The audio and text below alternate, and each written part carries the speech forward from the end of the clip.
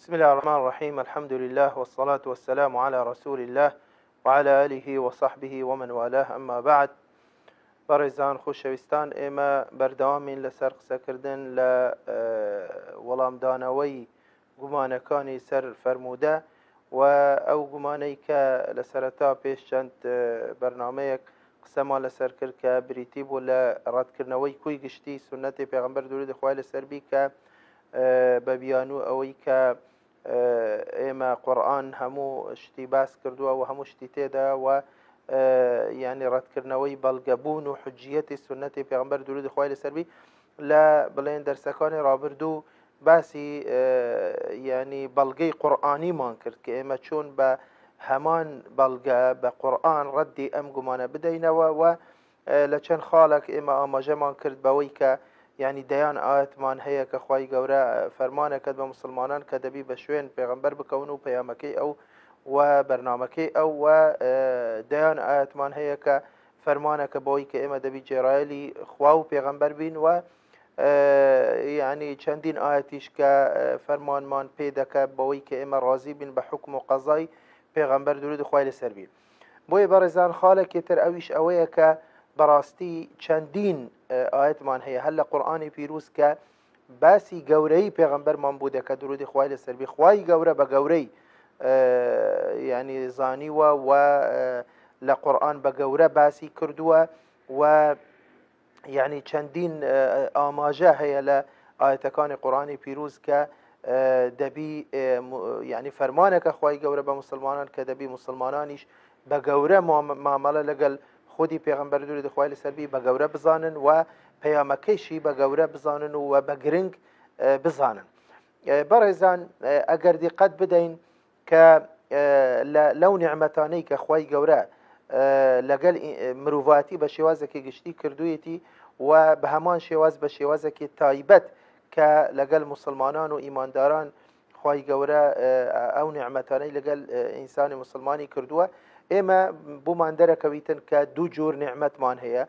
جۆرە کە نیعمەتی گشتین خوای گەورە بە شێوازێکی گشتی نیعمەتی لەگەڵ هەموو بوونەوەر و هەموو مرۆڤایەتی کردووە بە مسلمان و غەیرە مسلمان. بۆ نمونە نیعمەتی ژیانە، نیعمەتی هەوایە، نیعمەتی ئاوە، نیعمەتی ڕزقە و نیعمەتی سەحەتە. زۆر لەو نیعمەتانە کە ئەمە بەبێ جیاوازی لە نێوان مرۆڤەکان خوای گەورە نیعمەتی لەگەڵ هەموو کەسی کردووە. بۆیە خوای گەورەکە دەفەرمێت وەڕەحمەتی وەسعت كل شيء. بەڵام لە مقابل یعنی بە دەیان نیعمەتی تر هەیە کە تایبەتن بە ئینسانی ئیماندار و ئینسانی مسلمان کە خوای گەورە دەفەرمێت وەیەختەص برەحمەته من یەشاء، کە هەندێک یعنی نیعمەت هەیە تایبەتن بە ئینسانی ئیماندار و ئینسانی مسلمان. بۆیە خوای گەورە کە دەفەرمێت وئین تەعودوا نعمەت الله لا تحصوها، ئەگە بێت و هەر کەسێک بێوێت نیعمەتەکانی خوای گەورە لەسەر ئینسان بژمێری ناتوانی یعنی بژمێری وە لە ژماردن نایێت. لێرە مەبەستمان بەڕێزان ئەوەیە کە لەو هەموو نیعمەتە گەورانە و لەو هەموو نیعمەتە زۆرانە کە خوای گەورە لەگەڵ ئینسانی مسلمان و ئینسانی ئیماندار کردوویەتی، سێ نیعمەت لەو سێ یعنی لە هەموو نیعمەتەکان سێ نیعمەتمان هەیە کە خوای گەورە منەتەکە بەسەر مسلمانان بەسەر ئیمانداران کە ئەو نیعمەتانەی لەگەڵ کردوینە. لەبەرەوە ئەمە گەورەی و گرنگی ئەم نیعمەتانەمان بۆ دەرەکەوی و ئیلاوەکو باسمان کرد نیعمەتەکان لە ژمار ناین. بەڵام بۆچی ئەو سێ نیعمەتە بە تایبەت خوای گەورە منەتەکە بەسەر ئیمانداران بەسەر مسلمانان؟ ئێدی ئەمە بەڵگەی چییە، واتای چییە؟ ئەوەیە کە ئەم نیعمەتانە نیعمەتی زۆر گەورن، زۆر عەزیمن. یەک لەو نیعمەتانە بەڕێزان ئەوەیە نیعمەتی هیدایەتە کە خوای گەورە ئینسانی ئیماندار ئینسانی مسلمان موفقی کردووە، ڕێی حەقی پێشانی داوە، هیدایەتی داوە بۆ ئەوەی کە لەسەر ڕێی ڕاست و لەسەر پەیامی ئیسلام بڕوات و بڕوادار بیتن و ئیماندار بیتن. کە ئەمە بەڕاستی یەکە کە لە نیعمەتە هەرە گەورەکان کە خوای گەورە لەگەڵ ئینسانی مسلمانی کردووە کە لەگەڵ ئینسانی غەیری مسلمانی نەکردووە. بۆیە لێرە ئەمە جێخۆیەتی کە خوای گەورە منەت بکە بەسەر ئیمانداران بەسەر مسلمانان کە یعنی ڕێی هیدایەتی بەنسیبی کردووە. بۆیە لێرەدا ئێمە طبعا دەبینن خوای گەورە لە سەزمانی منافقان کاتی کە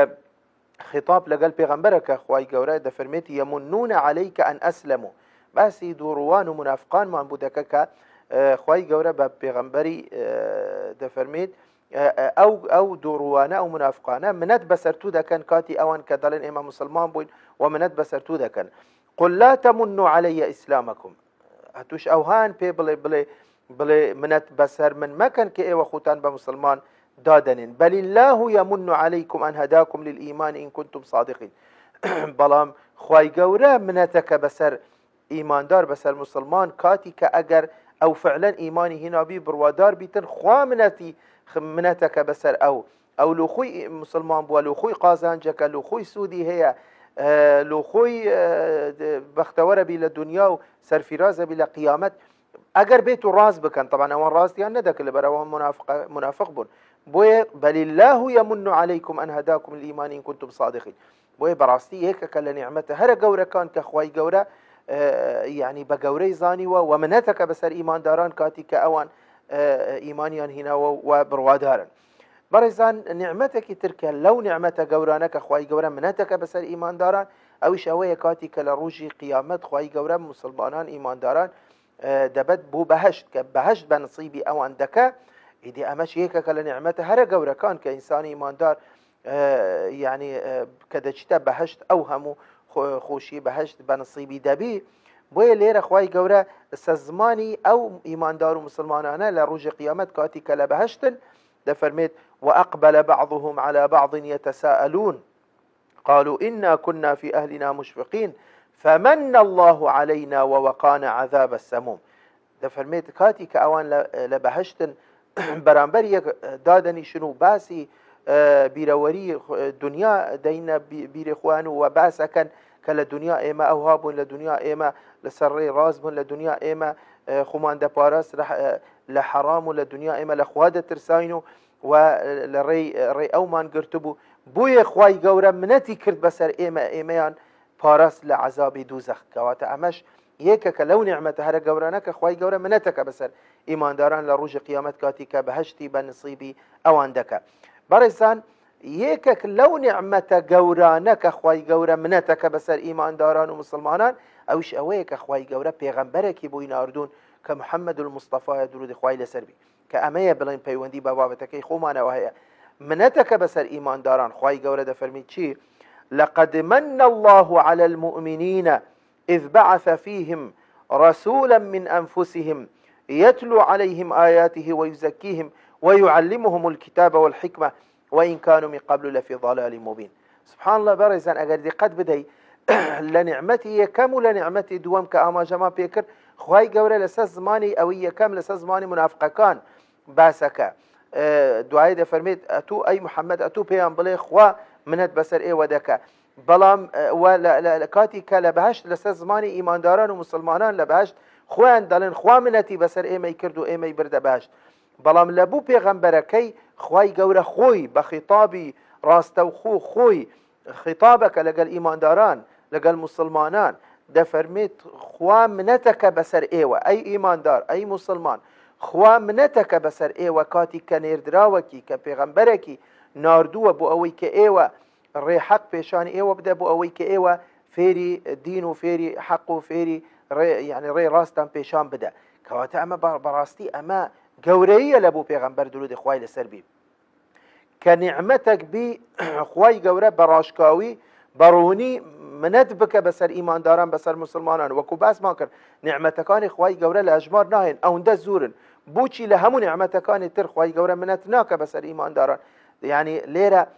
یەکێکە لەو نیعمەتە لەو سێ نیعمەتە گەورەیە کە خوای گەورە منەتەکە بەسەر ئیمانداران. کەواتە پێغەمبەری خوا درودی خوای لەسەر بی گەورەیە لەلایەن خوای گەورە و بۆیش دەبی ئینسانی مسلمانیش بە گەورە بزانیتن چۆن دەکرێت ئینسان ئەگە بە گەورە بزانیت چۆن دەبی بە شوێن پەیامەکەی نەکەوی، چۆن دەبی جێڕایەلی بڵێن وتەکانی و حەدیسەکانی و قسەکانی و کردەوەکانی و ڕفتار و گفتارەکانی لە خۆیدا نەینتەجێ. ئەمە چێ گەورەیە کە ئەگەر بێت و کەسێک وابزانی کە پێغەمبەر گەورەیە و کەچی بەجێ ناکە ئەمە چه گەورەیەکە.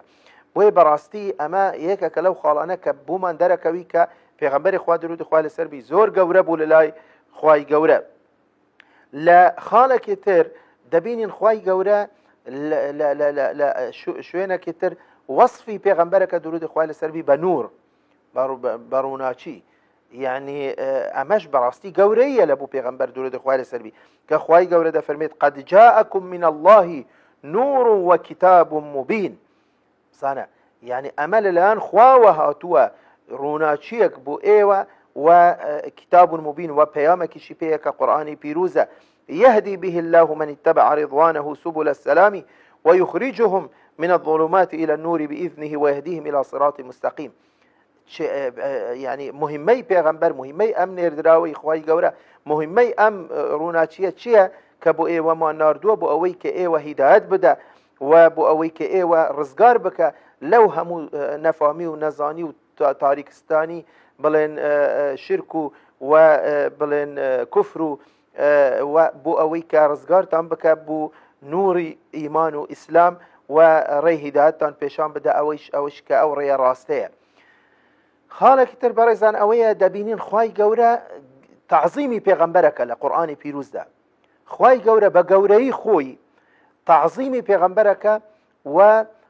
بە گەورە مامەڵەی لەگەلەکە و فەرمانەکە بە موسڵمانان کە دەبی ئێمەش بە گەورە بزانین بۆی خوای گەورە دەفەرمێت چی فالذین آمنوا به بزانە ئەو کەسانەی کە ئیمانیان پێهیناوە بە پێغەمبەر درود خوای لەسەر نەک تەنیا ئیمان ئەدی دوای ئیمان چییە وعزروه ونصروه واتبعوا النور الذي أنزل معه أولئك هم المفلحون ئەوانەی کە ئیمانیان پێهیناوە و بە گەورەیان زانیوە و پشتی وەکو بڵێن پشتیان گرتووە نەسرەتیان داوە ئەوانن بە شوێن ئەو ڕووناچیە کەوتینە کە ئێمە بوومان دابەزاندیە کە ڕێی ئیسلامە ئەمە ئیمانداری حەقیقیە لە آياتك لتؤمنوا بالله ورسوله وتعزروه وتوقروه بۆ ئەوەی کە ئیمان بینن بەخوا و بە پێغەمبەر و بە گەورەش بزانن و پشت و پەنای ئەو بن و بە شوێنی بکەون ئەمە بڵێن ئەمە صفاتی ئیمانە بەڕاستی. لا آياتك يا أيها الذين آمنوا لا تقدموا بين يدي الله ورسوله واتقوا الله إن الله سميع عليم أي إيمان داران إيوة نابیتن بە هیچ شێوازێک شتێک پێش بخن لە پەیامی خوا و پێغەمبەر درود خوای لەسەر بی یان لە قسەی خوا و پێغەمبەر هەر شتێکی تربی نابیتن ئینسان پێش بخی لە قسەی خوا و قسەی پێغەمبەر و دەبی ئینسان لە خوا بترسی. لە ئاەتێکی تر خوای گەورە دەفەرمێت يا أيها الذين آمنوا لا ترفعوا أصواتكم فوق صوت النبي ولا تجهروا له بالقول كجهر بعضكم لبعض أن تحبط أعمالكم وأنتم لا تشعرون. بەڕاستی زۆر گەورەیە زۆر خەتەرە خوای گەورە لێرە فەرمانەکە بە سەحابەکان کە ئێوە تەنانەت بوتان نییە دەنگتان بەرزکەنەوە لە حزوری پێغەمبەر درود خوای لەسەر بی ئەگەر نە دەبیتە هۆی ئەوەی کە کردەوەکانتان پوچەڵە بیتەوە عمل و عیبادەتی صالحتان بەتاڵە بیتەوە ئەگە بێت و ئێوە تەنیا دەنگتان بەرزکەنەوە لە حزوری پێغەمبەر درود خوای لەسەر بی بۆیە زانایان دەفەرمون ئەمە لە بوو موسڵمانان لە دوای وەفات پێغەمبەر درود خوای لەسەر بی ئەوها تەفسیر دەکرێت کە ئینسان نابیتن لە مەجلیسی حەدیث دەنگ بەرزکەتەوە یان فەوزا دروست بکە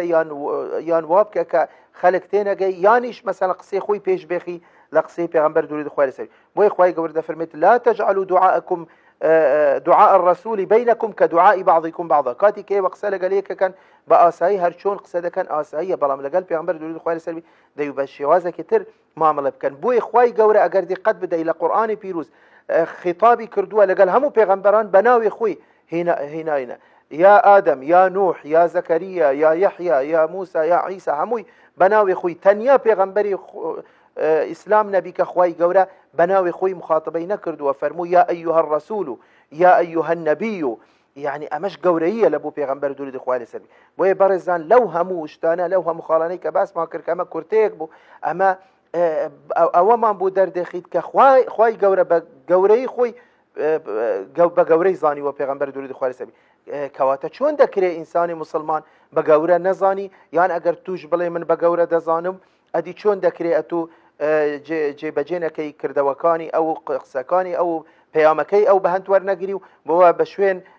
بەرنامەکەی نەکەوی ئەمە چێ گەورەیە. بۆیە بەڕاستی ئەمەش یەکەکە لەو خاڵانەی کە بەڵگەی قورئانین بۆ ئەوەی کە بەڕاستی ڕەتکردنەوەی ئەم گومانە ئێمە ئینشاءالله لە دەرسەکانی داهاتوو ئەم بابەتە زیاتر بڵێن شی دەکەینەوە و آخر دعوانا الحمد لله رب العالمين.